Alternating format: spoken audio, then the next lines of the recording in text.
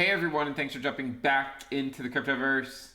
Today, we're going to talk about Avalanche and the fact that it has re-entered price discovery mode. If you guys like the content, make sure you subscribe to the channel, give the video a thumbs up, and also check out the Telegram channel, which you can find a link to in the description below. Remember to stake your AVAX with the ITC stake pool. You can find information on how to do so in the description below as well. Let's go ahead and jump in.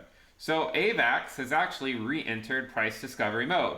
And we put out a couple of videos over the last few weeks saying that we would expect Avalanche to rally going into the launch of Avalanche Rush, that it makes the most sense that it would likely rally. The only thing that would hold it back is if Bitcoin drops. Well, unfortunately, Bitcoin did drop, and it was a fairly substantial drop.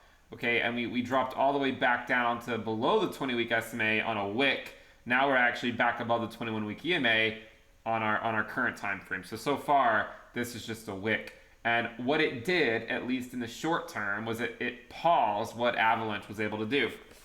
I actually think that Avalanche would probably be a decent bit higher now had Bitcoin just held the line at 48K. If Bitcoin were $4,000 higher than it currently is now, I think that the AVAX Bitcoin valuation will be a lot higher, because I do think it was poised to go on a more substantial rally in the short term if Bitcoin had not pulled back. But at this point, water under the bridge, right? You live with what you get, and as I've said with altcoins, we try to pick projects that we think will do well. We ride them for as long as we can. We hope they go up as fast as they can, and we know the risk, right? We know the downside risk is Bitcoin going below the 20-week. As long as we stay above it and come back up, hey, alts are still they're still poised to rally, right? They're still poised to rally, and you see that with Avalanche. I mean, look, the weekly candle is still green. I mean, come on, right? Like, the weekly Avalanche candle is green. In fact, it's up 6%. Avalanche might say, what dip, right? Like, what dip are people talking about? It's only gone into price discovery mode. And in fact, Avalanche recently rallied all the way up to over $77. Right now it's at 74, but my contention is the same. If Bitcoin continues to stay above the 20-week in the short term, I think Avalanche is going to continue to do well in the short term. I don't really dubiously speculate on short-term things that often, but as I said a couple of weeks ago, I think going into Avalanche Rush is probably going to continue to do pretty well. The main thing that would hold it back is if Bitcoin pulls back. We saw Bitcoin pull back, but now look, I mean, it's just going right back at it, and it's still putting in new all-time highs. So, we look at it and we say, all right, it's currently at $74. What is the potential upside?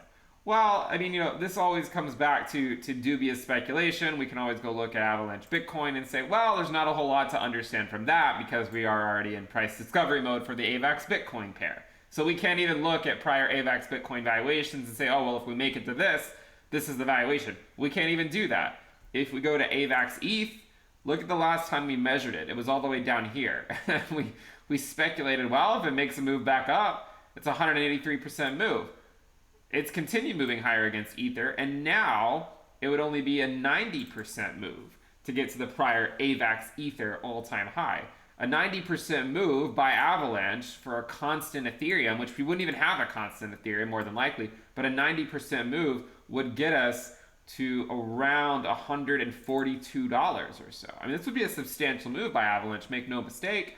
And some people might say, well, is that possible? Is it possible? Well, if Bitcoin holds the 20-week, right? If Bitcoin holds the 20-week and we just kind of hang out for a little bit, it's possible. It's possible. The main thing that would keep Avalanche from rallying, two things actually. Bitcoin going below the 20-week, which we're not that far away from, so we got to be careful. The other thing, if Bitcoin goes parabolic, right? Like if Bitcoin all of a sudden decides that tonight it's going to rally to $55,000 or something, it's going to leave the market behind. I mean, maybe some things will keep up with it. Maybe Ethereum can try to keep up with it, but a lot of altcoins are just they're gonna get wrecked with respect to their Bitcoin valuations. Now, the consolation prize, of course, is that the alt USD pairs will hold up relatively well, more than likely, but the alt Bitcoin pairs won't. For now, though, Avalanche still continues to look strong and will probably remain strong as long as Bitcoin in the short term, as long as Bitcoin's above the 20 week. Now, at some point, right, these rallies will kind of get spent. They'll kind of have to they'll go into a lull, and then they'll have to work their way back up into a new move. We've seen that happen with a lot of different cryptocurrencies that we follow, right?